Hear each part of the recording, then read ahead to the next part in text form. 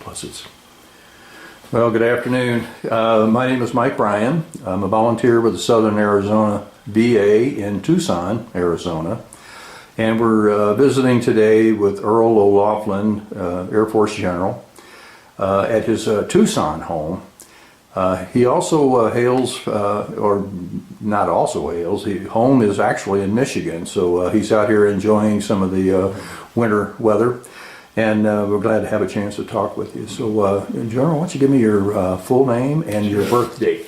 My name is Earl Terrence OLoughlin, and I was born August the 2nd, 1930, and from Bay City, Michigan. Bay City. Well, let's just jump right in. When you were in Bay City as a child, and eventually some of that experience led to being in the Air Force, how did that all tie out? Well, actually, I only lived in Bay City till I was about 4 or 5 years old. I moved to East Taos, Michigan, which was about 15 miles from Escoda Air Force Base, or previously Camp Skeel, and then Wurtsmith before it closed. And in those days, during the war, we went up to Camp Skeel to watch the airplanes come in over the lake, and they'd make strafing runs on the range and what have you. And it sort of got into my self of what I wanted to do someday was to fly those dang airplanes. And we had a lot of experiences up there. We had the 99th Pursuit Squadron from Alabama. The first black outfit, and the Tuskegee Airmen. Pardon? Tuskegee Airmen for the 99th, and that was sort of an interesting time because when you live in the North, we didn't have many colored people at that time, as they were called, but it was sort of an intriguing thing to see them in their uniforms. They looked split and polished all the time, yeah. And we had several incidents around town where they'd go into the woods and we'd go out and watch them excavate the airplanes out of the woods and over the water. But it was a great place for a kid to be raised because in the 30s, of course, we weren't poor, but everybody was in the same boat. It was coming out of the Depression prior to the war, and then of course during the war it was tough times, but there were benefits even then because all the younger guys, younger than me, were in the service, and I could have a pick of jobs in my hometown and usually work 2 jobs, moonlight on one, and have a day job working for the city, digging ditches and hauling cement and all kinds of stuff as a young boy. Didn't make a whole lot of money, but well, that was one of the things that it struck me in your story in the Friday Pilots book. Yeah. Is that it seems like you were always working, doing jobs, newspaper. You develop a work ethic in a place like that, and it shows. All my friends did the same thing. It wasn't that I was exceptional. It was just that's what we did. We went to work, and like I said, we didn't have a whole lot, but nobody was poor. I mean, we all ate. We all had a place to sleep, warm. I had a great father and mother, and an opportunity to do things that in a larger city I probably wouldn't have had a chance to do because of sheer numbers. So how did the proximity of that Air Force base play into your? Well, it's when I grew up and I wanted to go in the service because all my older friends were in the service. The 4 or 5 year olds. Guys older than me were in the service. A good friend of mine, like a brother in the Battle of the Bulge, and his 4 other brothers were all in Saipan and Japan and during the war, and it was the thing to do. It was, the military was a good place to go, and so I decided to, after I got out of high school, I did go to junior college, and I was going to enlist if I couldn't get into pilot training, and so I did. I enlisted. And my best friend, he and I enlisted together. He went to Korea before I did and got killed. And but it was the thing I wanted to do. I had an appointment to West Point as an alternate while I was right out of high school. My primary guy took it, and later blew the whistle on Earl Blake for it. he was a T quarterback from Flint, Michigan, and got into the scandal where Earl Blake was fired, and what they were doing was they were taking the football players and coaching them on the test entrance exams, and that was a bad deal. So I didn't go there. Then after I got into, I was a young airman at Parent Air Force Base, Texas, and I had some great NCOs that I was working for, and if I probably would have stayed enlisted even if it hadn't gone to pilot training, because that was what I wanted to do. I enjoyed it. Where did that thought come from, to go into being a pilot? Well, because all those guys that I watched come over from that lake there and going into Camp Skeel, and later Wordsmith, and I just wanted to fly those things. And so I went down to Selfridge Air Force Base after I got my associate degree at junior college, and took all the tests, and the next thing I know, I got notified I had passed and was accepted. So, and then I had enlisted, and it was about a year and a half or so, they called me to class, and I went to class at Moultrie, Georgia. Mm-hmm. And that's where I met Mick Divitt. And that's been a lifelong story itself. But and he's still a great friend. That's Jim McDivitt, the astronaut. Yeah. He tells me, he says, how come I went to the moon and only made one star and you made 4? And I said, well, because when you're up there messing around with the moon, I was working my buns off down here. So, but I had great opportunities to work with some great people, and that you take advantage of those opportunities. And as I told my boys raising up, the best job you got's the one you got now, because if you don't do it right, you're not going to get another one. Well, that's right. Yeah. And that's so true. Well, talk a little bit about the experience in Korea. Korea, I got teamed up with a pilot from B-17, World War II, which was a godsend in a lot of ways. Because he'd had combat, he was seasoned, he was a major, I was a lieutenant, and in the cockpit we got to work out things very well between us. We had a good synergism, and if we had a bad weather approach, I would fly the GCA and he'd make the landing, or vice versa, and it got to be I really enjoyed it. And what I learned under his tutelage was a hell of a lot of things that I used later on, because it was recall. And we went to Yokota, Japan as an Eagle crew, and I flew 29 missions. He was an instructor, so many of the missions we flew, he put me in the left seat, which was an advantage that other kids didn't have. And then I came home in '53, and though of course all our missions in Korea were at night, primarily at night.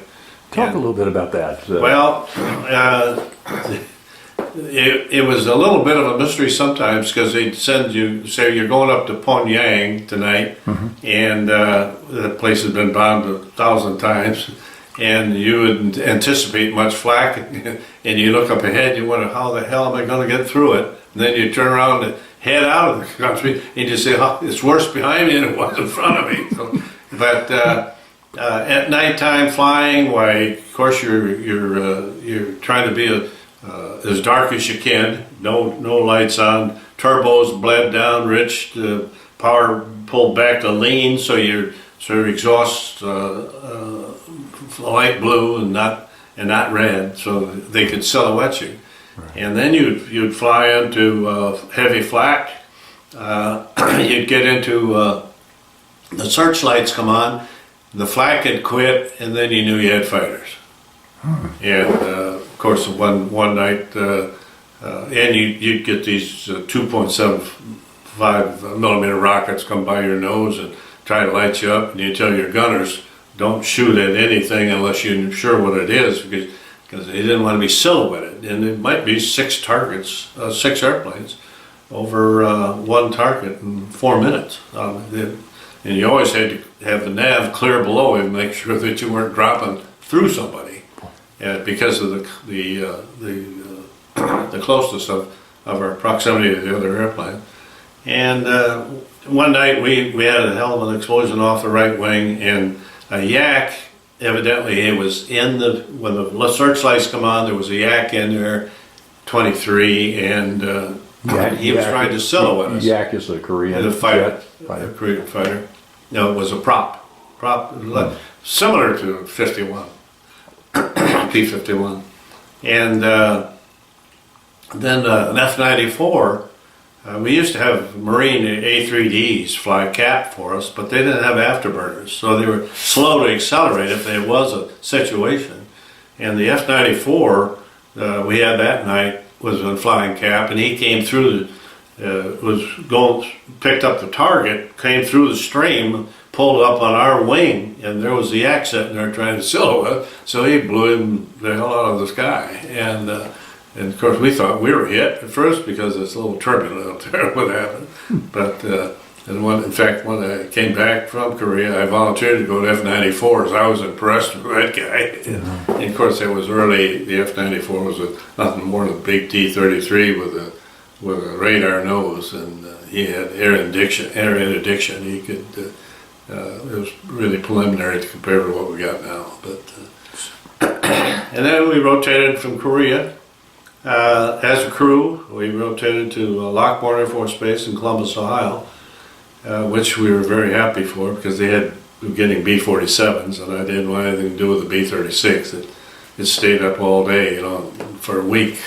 Sometimes seemed like the 36s did. Yeah.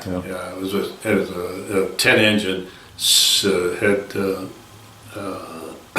six prop engines, pusher engines, and two engine pods, one on each wing, with two jet engines. So I mean, and it was a long time flight. 36 hours was nothing to stay up.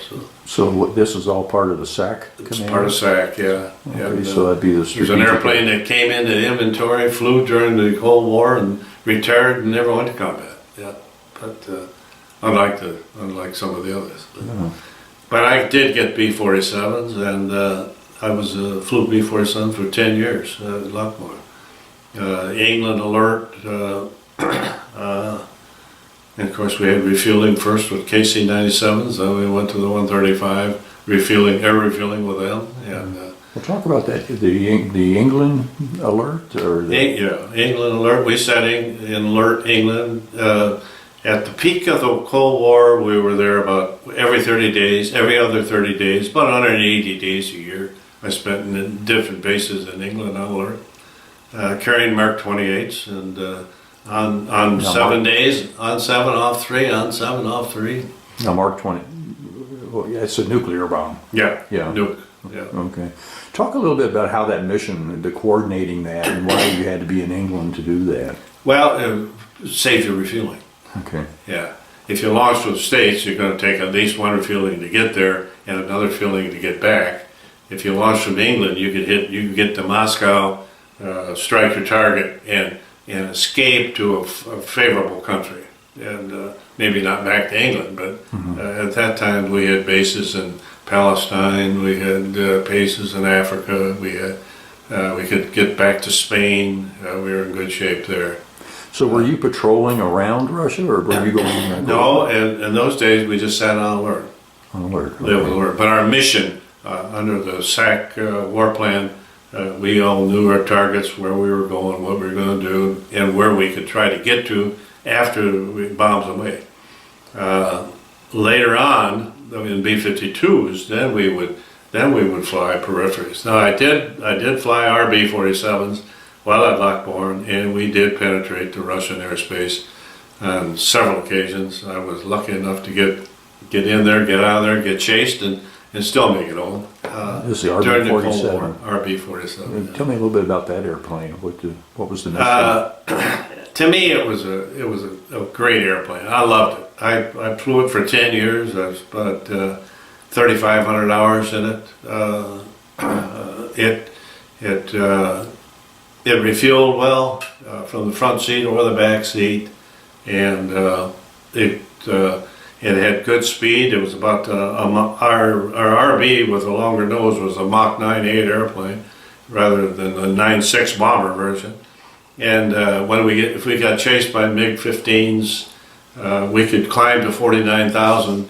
That was the limit without a pressure suit, and outrun most everything.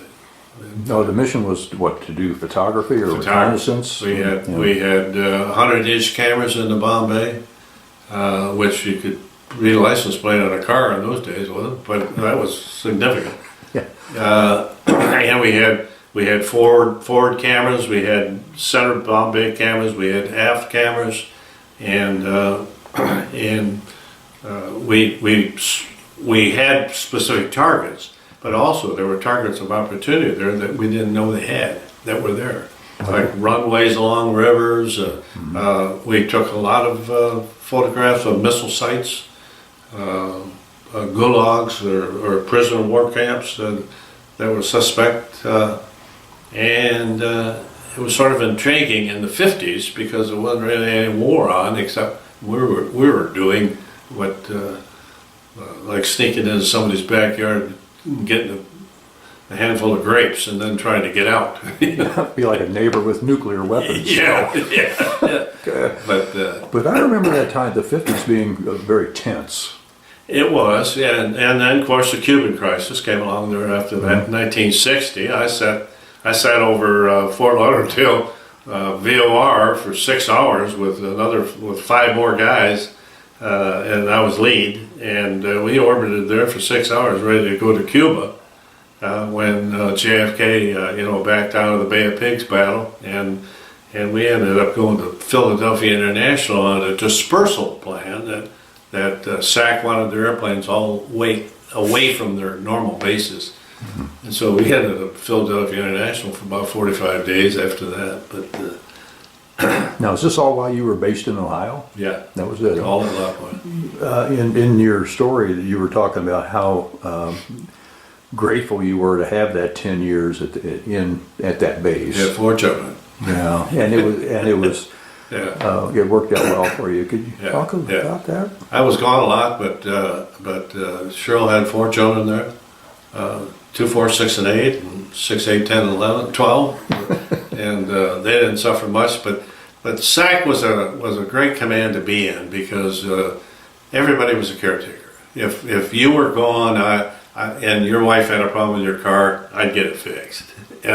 If there was snow piled at your door, I would shovel it. Same when I'm gone. The same thing would happen with you. It was. It's back to that live together, fly together, die together kind of thing. We were crew members and we were sworn to each other. There was a great camaraderie. It was very disciplined. When we moved nukes on the base, for instance, nobody moved. The kids knew that they were told to stay inside. They stayed inside. And if you were in a car driving as a young teenager, and there was a nuke being moved on the base, and they halted traffic, you stopped and you waited. And in addition to that, at 5 o'clock when when taps had played, you stood and saluted. So, I mean, it was a great way to live, and my kids have all stated the fact that they had a great childhood, being raised as brats on a military station. And to this day, in my mind, if I drive in the gate at Davis Mountain, there's a certain surety that comes over you that you say, boy, I know I'm safe here. I'm home. I'm home. Yeah. Yeah. Well, it sounds like family, only better. It's bigger. And SAC, even though it was big, at the times, you never went anyplace you didn't know somebody. So, and it was like old home week most of the time. But it was rigid from the standpoint of physical aptitude, mental aptitude. You had to maintain high standards at all times. In fact, at one time, if you early on in my career, we had a system which was failing us. There was some bad checks out there. And people were writing bad checks. LeMay took that on. Curtis LeMay. Yeah. Anybody that wrote a bad check was gone. No more bad checks. No more bad checks. Well, it was for 3 or 4 years there. I couldn't allow Shirley to write a check for fear she'd make an error on a date or something. And so I watched every one of them, and she understood it because it was your career. You were gone. And wow. And so, but what happened after that? You could go downtown with an ID card, and they'd give you credit off the kazoo because they knew you were going to pay. And so, I mean, there's a lot to say for the discipline in life, and it gets in your bones. You live it. What 10-year period was that when you were in Ohio?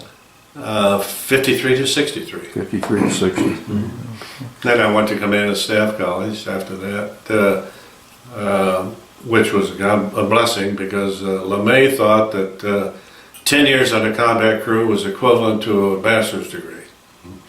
And we all took night courses besides trying to get, like me, getting from my associate degree to a degree. And then he found out he was hurting the crew members by not allowing them to go to the professional schools like Air Command Staff College, War College, whatever. Oh, okay. And he relented and let us go. And in the first year, in '63, I was one of the first guys that he released from SAC to go to school. And that particular class ended up as there were quite a few generals came out of that class as a result of that, high-ranking officers, because they were released to go to school, and then they could compete with the rest of the arms. So it was kind of like a backlog of qualified people. It was a backlog of people moving through there. See? Yeah. And so I went to Air Command Staff College, and then went right back to B-52s, doing the same thing I'd been doing at B-47. So tell me the difference between a B-47 and a B-52, because about 300,000 pounds. Yeah. A B-47 was you could roll it. It was a huge fighter, is what it was, with 6 engines, and it carried a load. But it was very maneuverable. Had some restrictions on speed because of the wings being swept at 425 miles an hour, knots rather. The wings would warp so that when you turned right, you went left. and so you stayed away from them. You had parameters to not get there.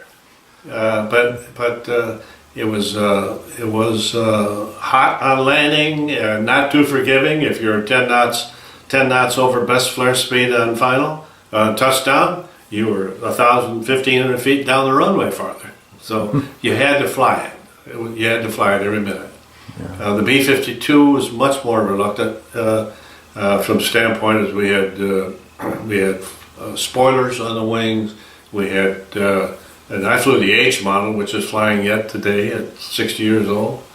And the H model had turbofans, which was much more thrust and just a cleaner airplane.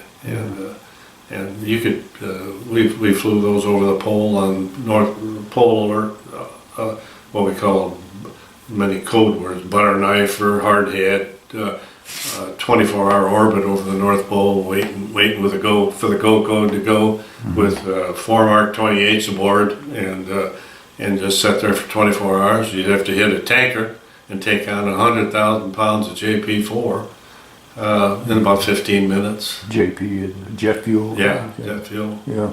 And it was an interesting time during that period of time. Yeah.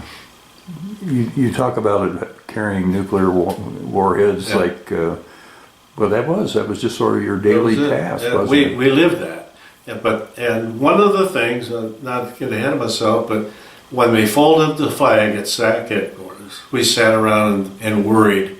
Those of us who had been in SAC there were 5 or 6 of us sitting there, worried about one thing: nuclear surety when they shipped the bombers to the Tactical Air Command, because nuke weapons was a way of life in SAC. It was not in TAC. TAC fires machine guns and rockets and what have you, but nuke weapons was the killing instrument, so to speak, in SAC. And what we all worried about was nuclear surety when they folded the command. And sure as heck, that's what happened. You know, we ended up with a couple of airplanes out of Minot, North Dakota, ended up in Barksdale. You get 4 armed weapons aboard, and they didn't know it. I mean, and that's unheard of. When you lose that discipline, is that what was lost going the on? discipline, that rigid discipline that I mentioned before. Yeah. And that's back now because they now have a global strike command. The error of their ways is now known, but we never should have done it in the first place. We should have kept the Strategic Air Command and the Tactical Air Command separate. Is the Global Strike Command, is that kind of the equivalent of So the equivalent of SAC now, as we know it, they have the missiles and the bombers and the. Okay. Yeah. And they're more on guard strategically around the world. Then. Yeah. Okay. Yes. But we only have 80 B-52s. We used to have 750. We've got about 60 B-1s and about 20 B-2s. That's all we got. Well, we used to have more than that on work. Wow. So we've come a different way. I remember B-52s like when I was in Vietnam in the late 60s that they would fly out of Guam. Guam and Utah. Oh, okay. Yeah, that was my job in Vietnam. I was an ArcLight operations officer at Saigon. Worked for Westmoreland and General Abrams. So it happened 6 months for one, 6 months for the other. He took over. But well, tell me what led up to your assignment there to Vietnam. I was an air ops guy on B-52, like I said. Hired killer for 15 years as a crewman, a crew dog, and I went into ops and training, and then as a result of that, got an assignment to Vietnam in the SAC liaison group over there, as being a counterpart in coordinating between MACV headquarters, which was in Saigon with under Westmoreland, the Army, and Tan Son Nhut. We had a SAC liaison group there. And we scheduled. We had my purpose was to. I worked for a Marine brigadier. His name was Chason, who later became a 2-star, and then I worked for General McLaughlin, who was a Marine 1-star, and then MACV Ops, and as a result, we would brief the COMAS, or Commander of the Military Assistance Command of Vietnam, every morning and every evening on potential targets, and he would select them. LeMay and SAC, and the SAC commanders after him, didn't get to select those targets. All they did was furnish the airplanes and the bombs. A different routine than what any single integrated ops plan would ever incorporate again. And so I often thought, as a maybe a little cynical, but quite often Westmoreland would use it like artillery. You know, I can look at all. He'd say, "Look at all the iron we could put in that place." By dropping B-52, 108 500-pounders off of B-52, and with no strategic or tactical. With no strategic effect at all. And then we got into body counts issues, and it was not a way to run it. Not the way we would have designed to use a Strategic Air Command force, but that's what we did. That's why it drug on for so damn long. Somebody had commented about the procedure at that point was to let the North Vietnamese know where we were going to be bombing the next day, so that they could get civilians out of the way. We had a system where we had to frag the target to Guam or to Utah, and that had to go through the ARVN. Well, there was your link right there. Yeah. If the ARVN was an honest broker, he wouldn't tell anybody. But we know damn well that through the ARVN they had sympathizers within the ARVN, and they'd notify. So that wasn't part of the strategy then? No, Oh, not okay. at all. That was just a No. leak. No, it was a 1x6 click box, and if there were people in it, we were after them. That was the mission. Yeah. You know, Yeah. and I was up at Quezon, and you know, and knew the time on target, and when the airplanes were coming, what the TOT was, the time on target, and telling people to get in their trench, and the Marines, as 108, 500 pounds were blowing up around them to take out the VC, they're on the dang top of the bunkers waving. You know, I mean, it was crazy. But they appreciated the help. But they appreciated the help at that time, and you know, that's a sizable force, but we dropped tons of bombs up there, just tons of them, thousands of them. And the difference between the commanders at that time too was significant. In my mind, Westmoreland would show up in khakis, starched khakis and shiny shoes. When Abrams took over, we went into fatigues and combat boots.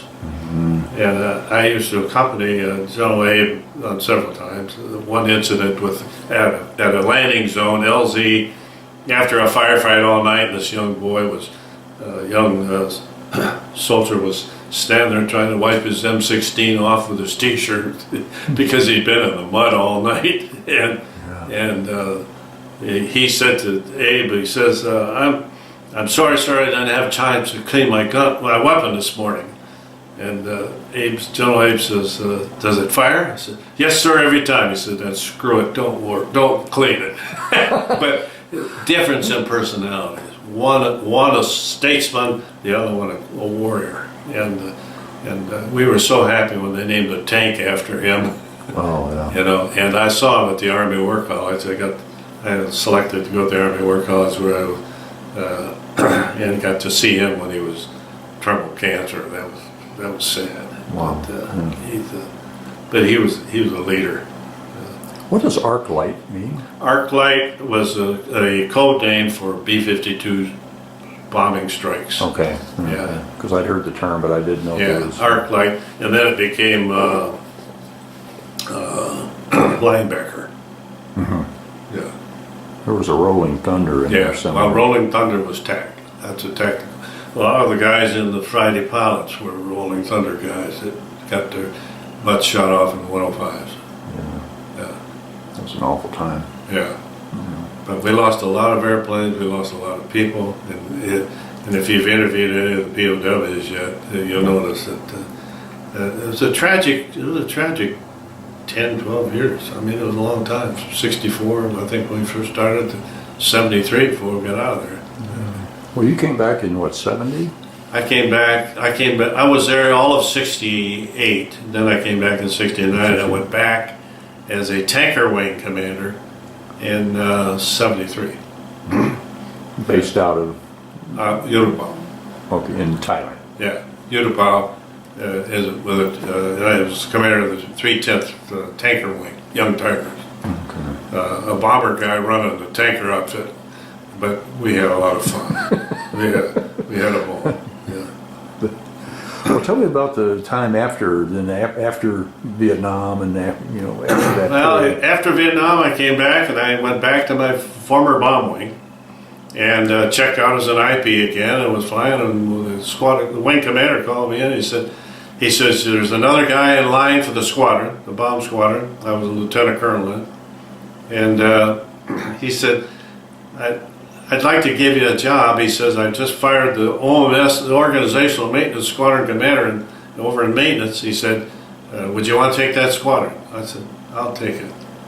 And I figured, what the hell, the opportunities again. And I took the squadron, and about 8 months later, I was named the deputy commander for maintenance. Working for a hard-nosed colonel, it was something else, but disciplined. And well, that assignment though was important for your promotions later. Then I think later I got in. Well, I became a maintenance officer, and I had ops on me, and I had maintenance on me.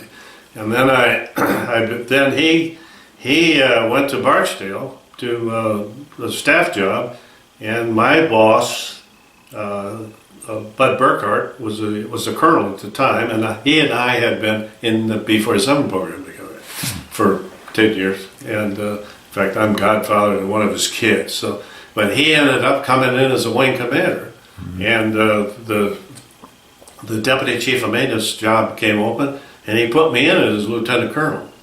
That caused a lot of concern with the division commander, who says, you got a lieutenant colonel down there in a 06 colonel slot, and he's already in an 06 slot. I want a colonel in there. Well, this was after about 6 months and in the job. And so I had taken, the year before, I'd taken the B-52 task force to England to compete in the Blue Steel Trophy against the RAF, and we'd won it and come back. So they said, well, if you're there, if he's going to put a colonel in that slot and take you out of it, we're going to send you back to England with the Blue Steel Trophy group this week. So we went. So he said, I'd like to have you in Barksdale Monday morning. So Monday morning I get up and I got a crew, and I flew a B-52 mission to Barksdale. And that morning at 7 o'clock, the new colonel was coming in. So they wanted me the hell out of there when the new colonel came in. So I get to Barksdale, I'm coming in, and they said, when you get on the ground, call your wing commander. I said, okay. So I call him. I said, yeah, boss, what's going on? He says, take your crew rest and fly straight home tomorrow, and I'll talk to you when you get here. And I said, could only be bad. Okay, what the hell's going on? So they we got the crew rest, took the crew, flew home, shot a few landings, get people current, because I was an IP, an instructor pilot. So, and he meets me at the airplane. He's got each colonel slot carries a brick, telephone. He hands me it. He says, here. I said, what's this? He says, you got it back. He said, I got a phone call about 10 in the morning, and from General Jones, who was the 8th Air Force commander, the 3-star, and he said, I understand you got a new chief of maintenance. And he says, yes, sir. He says, reported in this morning. He said, if you had your choice, what would you have done? He said, if I had my choice, I wouldn't have made a change. He says, you send that colonel back to the division and put Earl back in the job. There you go. So that started a long dissertation, but long story short, I guess is I was very successful. I loved the people I worked with. I got promoted to colonel early, got selected for the Air Command, for the Army War College because of my joint experience in Vietnam, probably. And he got promoted to brigadier, and the division commander had to suck it up. Well, that started when you had somebody flying that was a little bit overhung from the night before, right? Was that the story? That there was somebody they had a hangover or whatever the next morning when they got the plane? That was in between. Oh, okay. That was in between in B-47 days. Working for the same guy. Oh, okay, maybe that's why I got him confused. Yeah, Burkhart, working for the same guy, and back in those days, there were coming out of World War II. Were not very many regular officers, and the difference between a regular officer and a reserve officer was those recalled or came in as reservists were let out after the war. Oh. Okay, then, but the regulars were in for 20. They were guaranteed 20 years if you had a regular commission. One of the ways you could get a regular commission was go out of the academy with a regular commission, or be appointed through the needs of the Air Force. In my squadron, the B-47s, there was only 3 regular officers out of about 40 officers. I mean, 3 regulars, and I could see early, and we were going through a lot of stuff there, where the reservist streeter hitch would be up, and rather than go to Vietnam, or he'd say, "Hell, I'm going home." So he wouldn't sign up again, and it was too much indecision there as to am I going to be able to finish 20 or am I not going to finish 20? Because that was my idea. Because you wanted to. I wanted to finish 20. Yeah. And I could see, well, the only way I'm going to finish guaranteed 20 is I got to become a regular. So I read in the Air Force Times that they're going to promote 400 young officers to regular officers because they could see a need for them. As the reserve World War II bow wave was moving out, Yeah. where was the Corps coming from?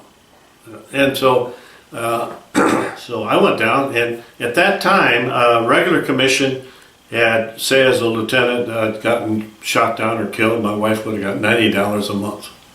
As a reservist, she got over 400. In those days, that was pretty good money. And so I said, well, I'm not going to tell her that.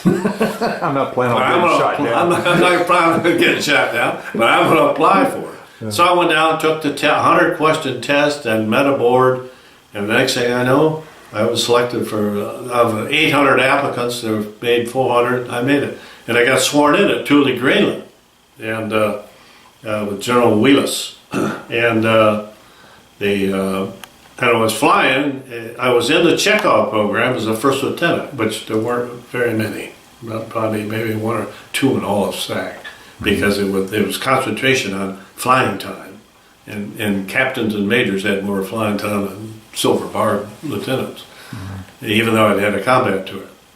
And so I was in the Chekhov program, and I was freelance. I was flying with other crews whose co-pilot was sick or whatever. Yeah. So I was flying with this regular officer, and he had a few problems, and mostly social, but played cards a lot and had a lot of paper out. And I remember at Thule, Greenland, and he got a Twix, as we call them, from home. His wife had just bought a $3,800 new Plymouth, and it was more than he could take, more than he could afford. But anyway, I flew with him. And he'd been out all night, and as the story goes, and we got being behind the tanker over the North Pole, taking on 35,000 pounds, and he couldn't get it. He was shitty. So he said, "Hold the airplane for me. I got to clean my mask up." You sweat your mask if you're intense. Yeah. and really, I'd refuel from the back seat. Guys have been gracious enough to teach me how. So I just moved in and took the fuel. When I got home, then that was a particular mission. We got chased by MiGs, and we ended up going to 49,000 feet and going into Fairbanks, Alaska, because we couldn't get back to Thule. And flamed out. In fact, the outboard flamed out as we taxied in that day. And because we had no fuel. We couldn't have gone around unless we'd bailed out. Because you'd already gotten waved off a couple. Yeah, they've got waved off, we'd been gone. So, or out of the airplane, the nylon let down. Anyway, so we get back to Thule, and the wing commander and the squadron commander summoned me to their office. And I go in there and said, how'd the mission go? I said, well, not pretty good. We got chased, but we outran them, and we got some awfully good pictures, I'm sure, because we found some runways that we didn't know were there, and what have you. He said, okay, cut this shit. Who took the fuel? Well, then I realized somebody was in the boom pod, probably one of the staff, and said, the guy in the front seat didn't get the fuel, the kid in the back got it. And from then on, it was a little, it was dicey, but but your star was looking up. It sounded like to be recognized for being able to do that. Yeah, we made the right decision. We're checking him out as a lieutenant, and we're making the right decision. So they went ahead, and that's LeMay came through and pinned the DFC on me and several others that had earned it, and so I felt fortunate, working for people that understood. First of all, people that were cautious and managing. The force, and not that those things happen. What was well? Let's continue the chronology here until we get to the end of it. But this would have been in what year? What year? That was in the 56, 57 time frame. Okay, so that was early, and then the Cold War. Yeah. Oh, okay, Yeah. okay. Yeah. Well, so after Ohio after Vietnam, After Thailand? Wordsmith as the chief of maintenance, I had worked in Korea for a major, ops officer. His name is Salvador Felicis, a major, and he was a West Point graduate, and he was from Puerto Rico and had taken English as a foreign language. You can't be it. And Cucho and I got to be good friends, a lieutenant major relationship, but at the same time we parted in Japan and whatever. And he was then at this particular time when I'd gotten promoted as the chief of maintenance, as the colonel, and gone to the Army War College. I was selected for the Army War College. I get a call from him. He's a SAC logistics guy. He's a 2-star. And he said, "Earl." I said, "Yes, sir." He said, "Cucho." I said, "Yes, sir." He says, "You're coming to work for me." And I said, "Oh?" He said, "Yes." He says, you, in his broken English, of course, he says, "You've never been up here?" He says, "And if you're going to go any farther, you got to come up here. And I'm not going to keep you from going to the Army War College, but you're coming up here and work for me until you go." Mm-hmm. So I went up there in November of '71 and left for the War College in June. So I wasn't there very long. But there again, people looking out for you that have confidence, I guess, you know, and having been a maintenance guy and been promoted below the zone was a thing in itself. But What does that mean, below the zone? early, Oh, okay. Before. Okay. yeah, before time, before regular time, Okay. and so he did. He allowed me to go to the Army War College. I get to the Army War College, and another gentleman, the vice commander at SAC, who had a long-standing relationship with.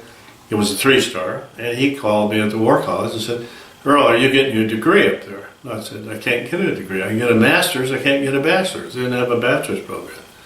And so, you know, I'm an uneducated idiot because I don't have a damn square filled.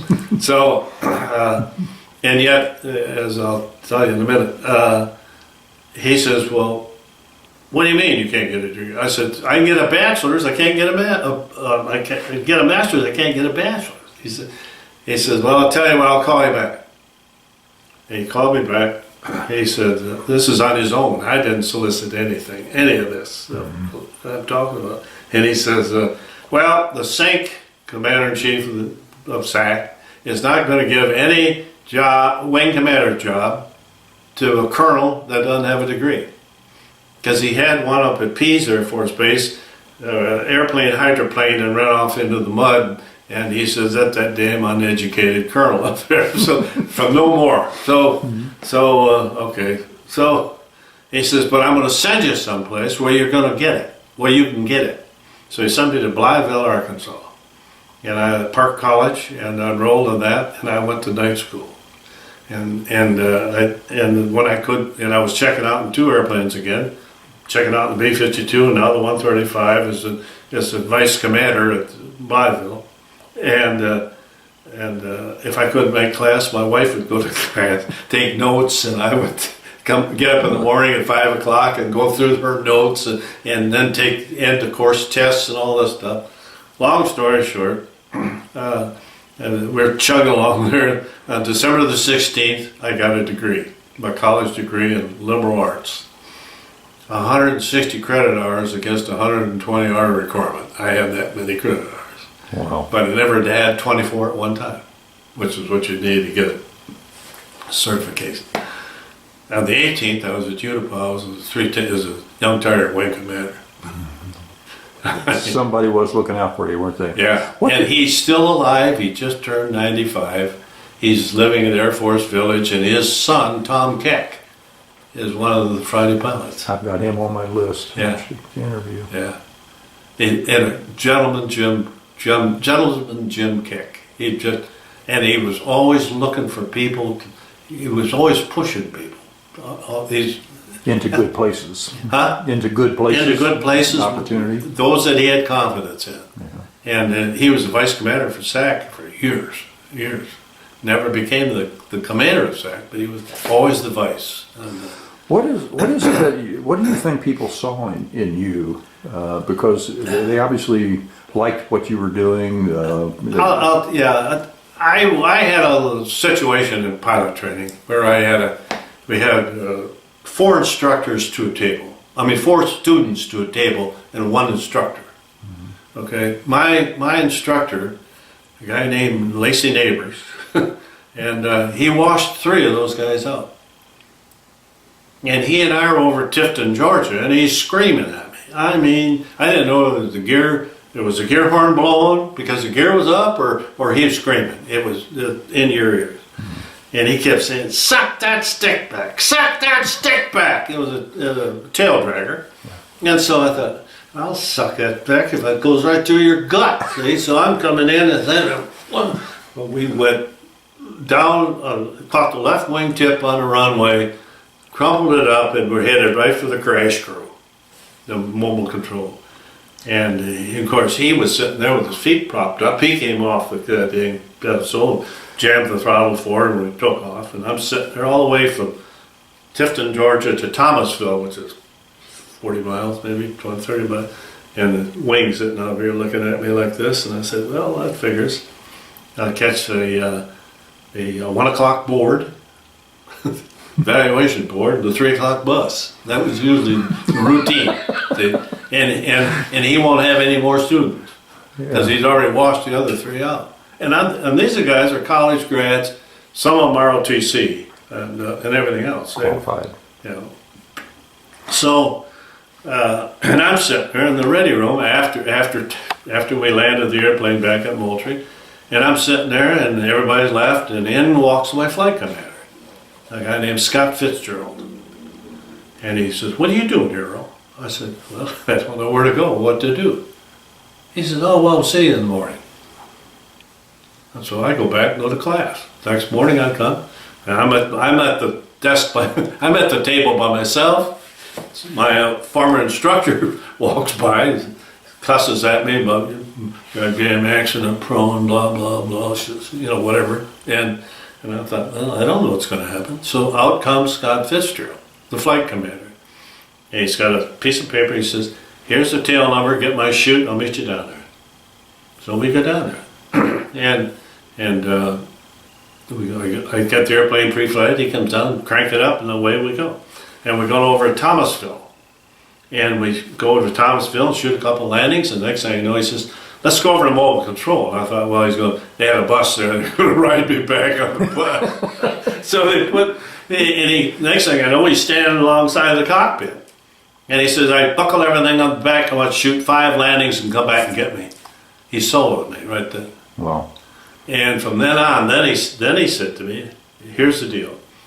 I'm going to give you one more instructor change. I'm going to give you an instructor change. It's the only one, your last one." I hadn't had one, but and he says, and that's it. I said, "Yes, sir." So we went to, my instructor was a former Navy privateer pilot, and he was a reservist. But he was in civilian instructor. They're all civilian instructors. They weren't military. The only military check pilots we had were the ones that passed to graduate or not on the final checks. He put all 4 of us through pilot training, put through basic, and then when we got to advanced, the washing machine was gone because if you could make it, there was 60 some guys and 30 of us passed. It was a 50% washout rate, but. And he put us through, all 5 of us, his students. He had 4 of his own plus me. And so when I made brigadier, I was going through in Moultrie, and I called Scott Fitzgerald. And I said to him, "Sir, would you think, is it possible that you might have lunch with a former cadet, now brigadier general? If you remember me?" He said, "You damn well bet I remember that kid with a great attitude." And the reason I tell you all this is because yeah. I think it's a lot to do with attitude, a lot to do with, I mean, you can sit around and bitch about stuff. It doesn't do you any good. But like I said, the only the only job you should worry about is the one you got now. Because if you don't get another one, you're not going to get another one if you don't do it right. And so I had a lot of opportunities to do those things, and I was relishing in it, Wow. And did I work for some jerks? Yeah, I worked for some what I'd call jerks. We weren't on the same wavelength, but you got to push and shove and get things done, and as long as it gets done, it doesn't make a difference whether you like them or not. Wow. Well, I made the connection when I was reading through your Friday Pilot story, that the hard work and the effort and everything that you gave, like during the Depression era when you were a kid. That's all basic background. And that worked to your advantage. Worked to my advantage. Yeah. Hard work was not a problem. I worked on the Department of Public Works.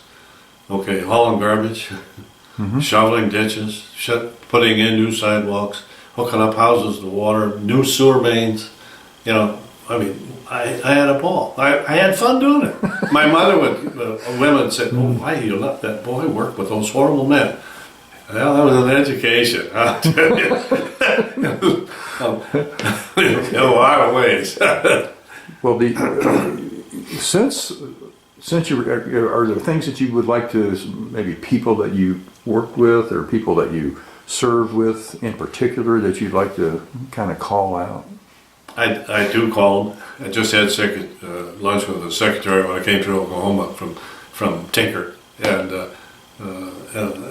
both Thelma and I love her. She had a radar for years. She helped me greatly getting used to the log command, which is 80% civilians, basically, in the civil service, all civil service, and that's a different world. But the reason it's militarily run is because that's where the discipline comes from.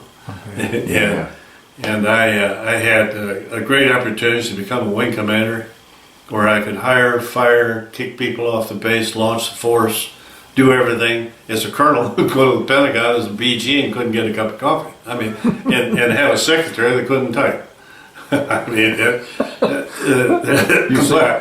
you go through it, I sent her to typing class twice, and each time she passed and still couldn't spell. But so I mean, there's a lot of things in this world that aren't perfect. Well, why did you eventually retire? I had to. You had to. 35 years commissioned service. That's mandatory. Oh, mandatory. Yeah, unless you get extended by act of Congress. I probably blew it towards the end because the chief called me, General Gabriel at the time, called me and said, "Earl, I want you to go out to SAC and take over the command." He says, "You're the best qualified guy. You had 27 years in the command." And at that time, I was building Log Command up to an operational organization. When I first took over Log Command, if I wanted a pilot's meeting, I could do it in a phone booth. I didn't have any pilots, And we got one of the biggest test flight programs in the world at 5 depots. When we tear an airplane apart and put it back together again, that's a test flight, and that's hairy because some of those airplanes you got 50,000 hours of work, stripping wires, new engines, gear. As we used to jokingly say, you jack up the tail number and run a new airplane under is what you're doing, and yet I didn't have any pilots among my general officer force. I had all non-rated supply guys and maintenance guys, and running a goddamn flight test program that was huge. And so I wanted to get a mixture of people, and he called me and he wanted me to take over SAC, and I had 1 year to go. What I should have said was, "Give me 2 years, I'll go." Only because I love that command. Yeah. But I said, I've got 2 guys, 3 stars I'm training to take over, so you have options when I leave. And I said, you can cut my day in half, but send me to SAC because I know everything I had every job there. And right now we're very busy and we were bringing in the the B1. We were bringing in the B2. We had already gone through the F-15 engine problems, which were gigantic, with the new titanium engines and whatever. And I said, we're getting a hold on that. You've got the best capability of any commander-in-chief of the Air Force that anybody's ever had. And because we got money from Ronald Reagan, who pumped us up and allowed us to do the things that we needed to do, especially coming out of that long war. And I said, really, Chief, you gotta leave me here. He said, well, okay. So he put another fellow in there who was from TAC, which was a good educational experience for him too. So when retirement came, what did that feel like? Ready. Ready. Ready, because you condition yourself to, well, I know I got to go at 35, and I've got 35 next July, so I'm going. One of the to this day, I miss the hell out of the people, because for one thing, as I learned in the corporate world, I can trust anybody in a blue suit. I can't always trust anybody in civilian clothes. Well, you've stayed pretty busy, haven't you? Oh yeah. Well, I went into that. So they asked me, "What do you want to do?" You're running. I had a $55 billion budget and 128,000 people. What do you want to do, Earl? I said, I don't want to be a bag man for Lockheed or Boeing. I'll go see Mike Bryan, and he's got a business, and maybe we can do some business. I don't want to get into that stuff. That's not what I want to do. If I could help some corporation, I'd be glad to do it. And so then I started getting board offers. And I was on 5 corporate boards in Dayton, Ohio at one time. And then 5 of us got together. I was on the bank board at home, my hometown. And that came up for sale when we were a branch under Alliance Corporation, which was a holding company, and they owned Detroit Bank and Trust, and they sold out to Coal America, and we were a branch by ourselves. And so I talked to Will Bruckner, whose father was the Secretary of War under FDR. He and I got to be pretty good friends, and I said, "What are you going to do with us, Will?" He says, "Well, if you can raise the money, Earl, we'll sell the bank to you for what we paid for it." So a small community with a community needs a community bank, because with the operation and the methodology that Mike Bryan doesn't have a whole lot of assets, but he's never missed a payment in his life. That's who we're going to loan to. So that's what community banks are in small towns. Right. There's not a lot of affluence. And, so we went on the street, 5 of us, and raised money for stock, and $25 a share. We raised $3.2 million, which would have got us the deal. Friday night they called new president of the bank called me. He said, we got trouble. I said, what's wrong? He said, the Fed just called us. They want the 5 directors to take $1 million of debt. And I said, okay, we'll divide the $1 million to 200,000 apiece, and you tell my wife I'm going to kill you. I don't want her to think her house is mortgaged. And we went ahead with it. We were $51 million in assets and 3 branches. It's now 6 branches and $190 million in assets. It's paid dividends for 22 years. It's amazing that that's the kind of thing that it's fun. Because you had no banking experience. I was on the bank, a board of Detroit in Dayton of Society Key Bank. I learned a lot there. This was all during this before this time, right. And not long before, but during the bank. So I did have some ideas, but I didn't know how the Fed worked and that stuff. Well, let me ask you. You just went through an election here now, and What's your take on the defense budget and the new president, or what you hope to see, or what you would like to see? Well, we got a lot of building to do, in my mind. First of all, I was totally embarrassed and ashamed of the 15-month process to elect a new president. Hmm. I think it's not doesn't strengthen America. It doesn't. It's detrimental to the way people think. We and I understand why. We have a divided country, not because we did it, but the previous administration divided our country to the point where we got them and us. Mm-hmm. And as a result, I've said all along, the sequester was the worst thing that could ever happen to us, because it gutted the military, absolutely gutted. My experience in AFLC, Air Force Logistics Command, if you don't have a part on the shelf, you don't have capability. You have to have money. That's 3-year money that you get from Congress through the budget process, but it's 3 to 5 years from procurement. You left the contract, you're talking 3 to 5 years out for a part to be in the rack. If it's empty now, it's going to be that way for 3 to 5 years. When you gut that sequester gutted the money out of the Marine Corps, the Air Force, the Navy. You know, Reagan was building the Navy to 600 ships. What do we got now? 230? We had 52 wings, flying wings, in the Air Force when I got out. In '87, we got about 26 now. We're half. We got when I got out, we had 600 and some odd thousand people in the Air Force. Now we got 313,000. The Army is going down below World War II numbers, because that money all went to affordable care and all this other crap, these other giveaway programs. Mm-hmm. You know, cell phones for people who don't even talk on a cell phone.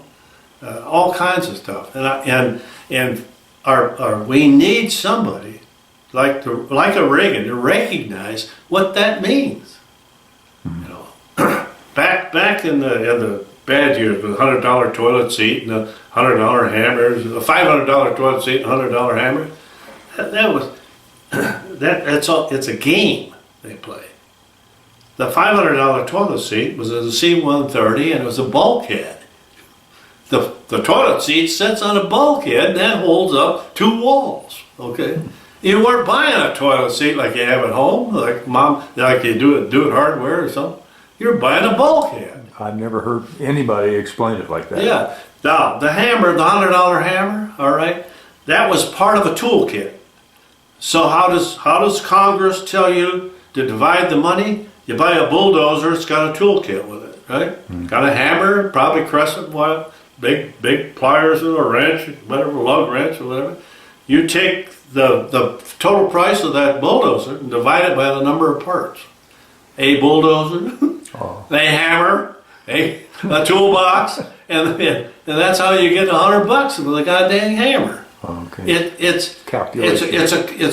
It's a calculation of numbers that have no meaning at all, and yet congressmen call me in and grill me on this stuff, and for instance, and you try to save money. F-15. We got a lot of ham-handed fighter pilots. I tell them every day, because I'm the bomber guy. I flew fighters, but I'm really a bomber guy. My license plate says bomber pilot. But in the F-15, we have the F-100 engine, and you go full bore on it too many times and with cycling it, and you're going to over-temp those blades and it burns the edge off them. So we got a new engine, we got all these burnt blades. What are we going to do with them? We'll put them in cans. They were garbage cans, they're big old GI cans. You see them probably as a Marine. Yeah. Probably scrubbed them. but never ate out. But in the depot, we don't throw anything away. Now we're required to put it in disposal and sell it.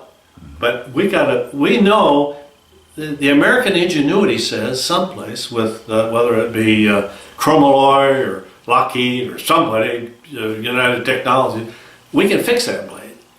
We'll plasma spray that sucker, heat treat it, and file it down and put it back in the disc to run again.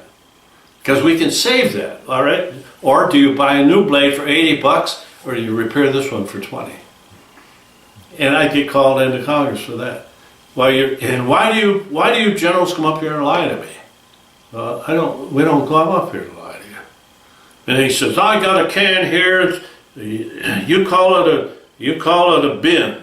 He says, it's a picture of a bin full of engine blades.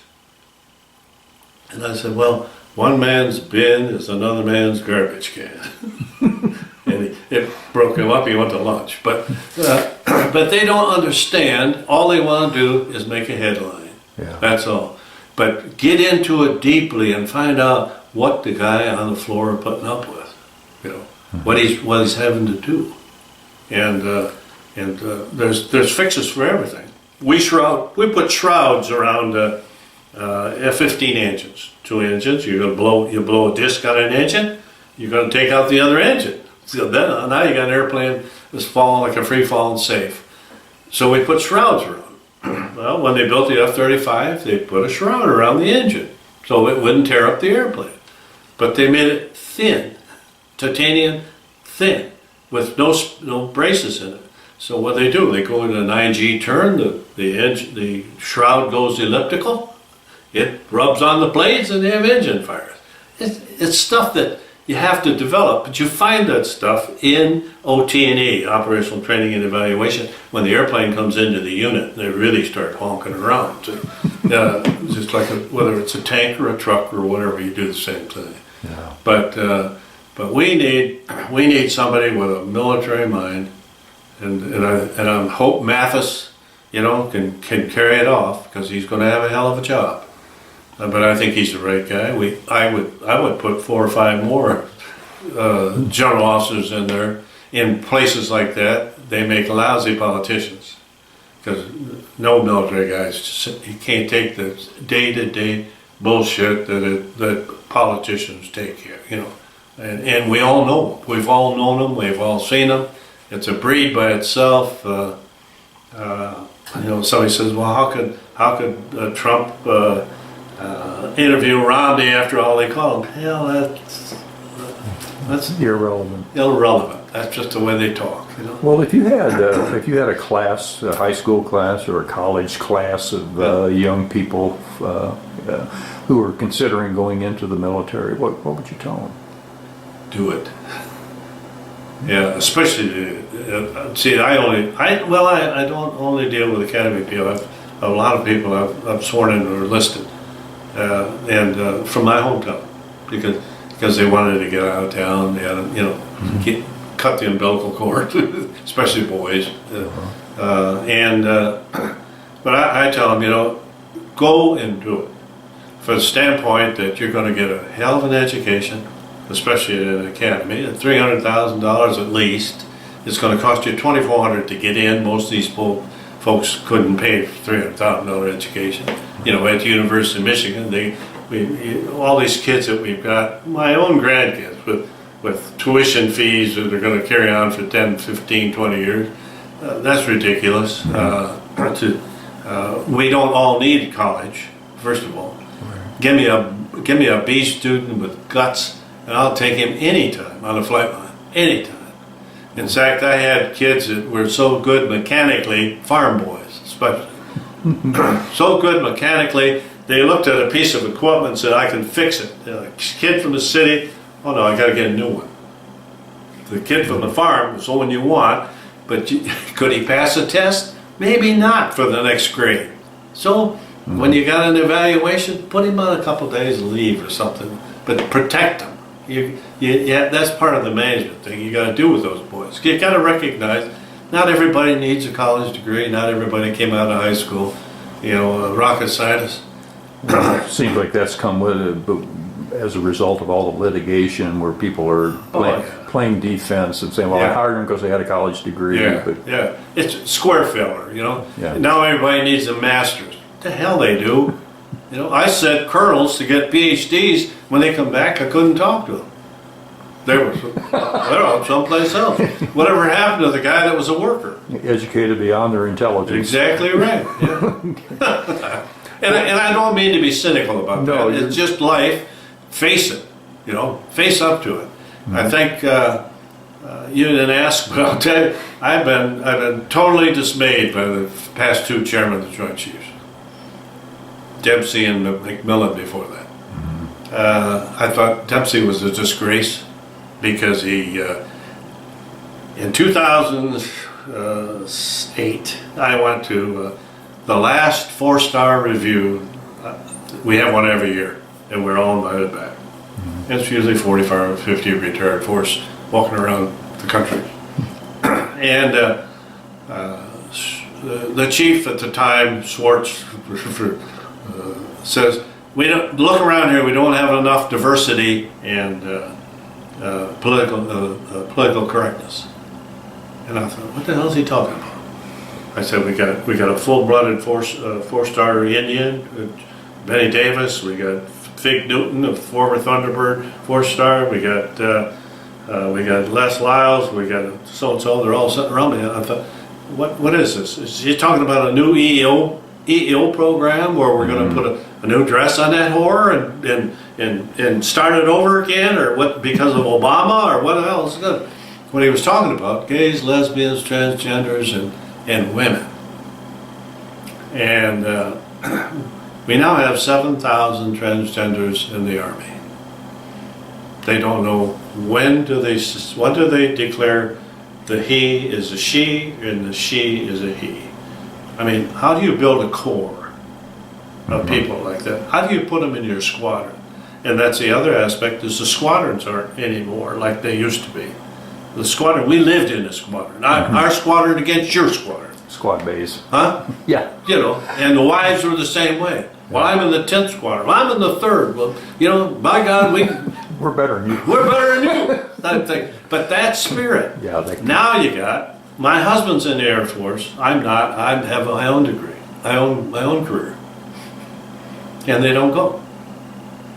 So that whole thing is eaten into the squadrons. But even with that, then you would still suggest or recommend that young people go into the military? Yeah, reluctantly. It's not the same. I know it's not the same I went into or the same reasons. The reason is the same. If you want to, this country is too great. Look what it's done for me. Look at, you see where I live. I mean, I wouldn't have. I'd have been a Ford General Motors or an employee in Michigan, probably with the education I had. But it was endless and bountiful. Yeah. Yeah. But but you can make of it whatever you want. And if you don't have to be a lifer like I am, you know, or was, you can get out at your service commitment date, go with the airlines, but learn a skill. I had one boy, his father said to me, "Earl, you got to talk to my son." I said, "Why?" He says he wants to join the Marine Corps. No fun to pay the tip. I said, "Well, they need good guys." But I said, "What's he want to do?" He says he wants to go for 20 years. I said, "Well, I would recommend you go get a skill. Someplace where you can get a skill. Unless he wants to carry an M16 for 20 years.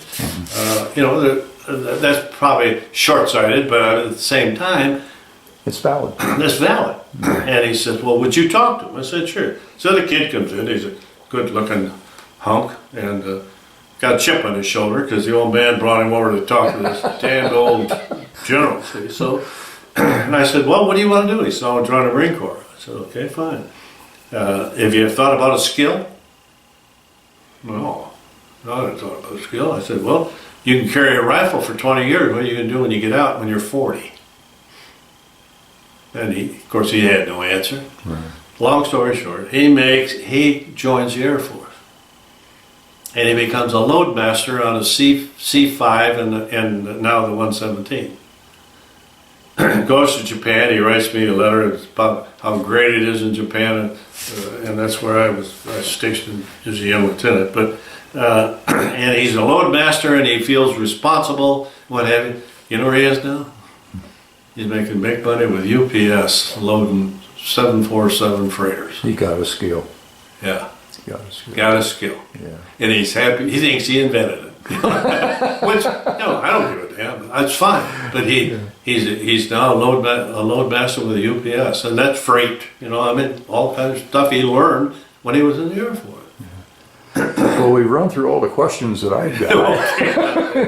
Or any last words or? No, I've enjoyed success far beyond the boy that graduated from East Ellis High School, and are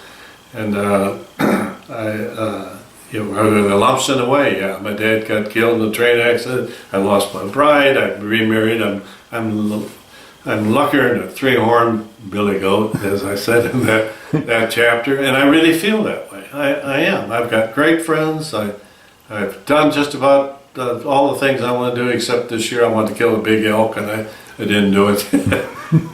They have a drought in New Mexico, and you could walk across ponds and your bare feet and not even get wet, and no green grass, so it'll happen. But as long as I can climb the hills, You'll do just fine. I appreciate your tolerance. No, well, I would really like to thank you for taking the time to share your story. Well, yeah, I've had, and of course we didn't talk about the FB 111 incident program with me, but I had success there that you wouldn't dream of. I'll give you one little incident. I'm the wing commander at Plattsburgh. I got in there from a guy who had been fired, confined to quarters for 2 weeks. He couldn't even go outside. He busted an ORI, operational readiness inspection, big time, and had derelict really. Why they gave him the job probably based on his past, but he failed miserably in a very controversial airplane, the FB 111 Aardvark, with a little airplane and a big airplane mentality SAC. And we ended up winning the Fairchild Trophy for best bomb wing and bombing navigation command. We had the Omaha Trophy, the best basin, and what have it, by people. The people I put in. I had to fire the base commander, the hospital commander, the vice commander, and I replaced the DO, the director of operations. All with young people searching for blood. They were, and smart. The energy and the ambition, and 3 out of the 4 were general officers when they retired. Wow. But you can't do it alone. You have to have good people around you. So is it the opportunity or is it the It's an opportunity. You have to recognize it, obviously, quite obviously. But when I went in there, I had a license to steal. My 3-star in Barksdale said, you know what you got to do up there? I said, yes, sir, I think I do. He said, well, then goddamn it, get up there and do it. and I don't want you to have any accidents. I don't want you to have any flunk the maintenance standardization evaluation. I don't want you to flunk the aircrew evaluation. I want you to pass the ORI. We did 3 of those things. We had an accident. Had a young major run the 8 feet of his wing up the lead's ass up over Vermont, crashed downtown Rutland. And when you go to SAC headquarters to brief the loss of 2 airplanes as a wing commander, it's usually your last briefing. And when I got done briefing what happened with a major seasoned guy, got disoriented at night and ran the wing up his butt. He thought he was closing, he thought he was diving, he was really climbing, and going after a tanker. And the General Doherty from SAC said, well, Earl, you know what this means? And I thought, well, here it comes. I said, well, I'm sure if we're on the same frequency, I know what it means. He said, when they close the canopy at the end of the runway, you lose control. And I said, yes, sir, you sure do. But the hunter-killer team had been in there and checked our procedures, checked our lesson plans, the checkout program and everything. Couldn't find anything wrong other than the fact that the guy ran up his butt. Well, where along the line will you have a chance to catch that physical ailment? Couldn't do it. No way. Couldn't do it. He would know it. He would know if he had vertigo at night. I've had it, but you'll learn to overcome it. Yeah. Yeah, it's your inner. Hell, I've been behind a tanker with Aurora Borealis at night, flashing all over here. Yeah. The thunderstorm over here, being on the boom at night. Swear to God, I was going straight up. But I knew I wasn't because I looked at the cockpit and the instruments said, you know, I'm not climbing, I'm not diving. So goddamn Earl, get your head straight, you know. And Yeah. so you try a quick look to find a horizon. The whole thing is horizon. You find Jim has no horizon at night. He can't hardly walk. McDivitt. You're talking- Yeah. Yeah. Yeah, he's got to hang on to you at night. We were up in Russia hunting bears, and he was walking along holding on to me. I said, Jim, I'm glad we're up here where nobody can see us, because I didn't want the goddamn astronaut to be called a queer for You're getting awful friendly. Yeah. but you know, and they teach that. You can teach it. You can get, but those inner ears are what the little hairs. Yeah. They get tilted, and then you got to wait till they correct themselves. Amen. Yeah, old people get that shit. Well, again, thank you for taking the time. Mike, to share it's your good story. knowing you Yeah. for a short time. Yeah. I hope if any questions come up and when you put all that crap together, holler at me. I got your phone number. Yeah. Okay. Good talking to you. Yeah. Good.